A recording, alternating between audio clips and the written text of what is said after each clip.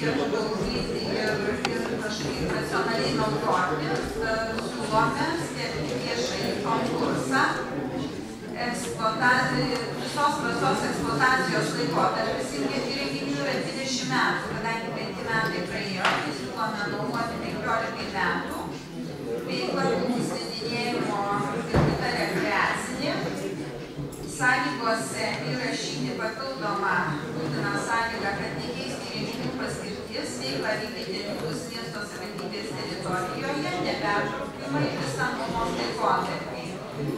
Nuo pradinis nuomos mokesčių dydis metams būtų 0,01%, nuo įrenginių įsigijimo vertės, kur yra 2,29,029 direktorių pareigūnų sudaryti konkurso organizavimo vykdymo komisiją, su konkurso laimėtoju pasirašyti nuomos sutartį ir kaip buvo vakar siūloma frakcijose, nuomos sutarties projektą pateiksime paskutiniam plėtros komitetui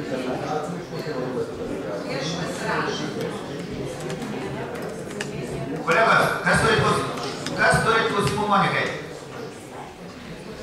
Kas nori kalbėti šio klausimu? Rimutė, prašau. Aš pritardama, aišku, sprendimo projektui noriu vienintelį dalyką paprašyti, rengiant pačią nuomos sutartį. Kolegos, paskutinį dėmesį sutelkite, numatyti saugiklius, kas bus, jeigu nuomos konkursą laimėjęs rangovas,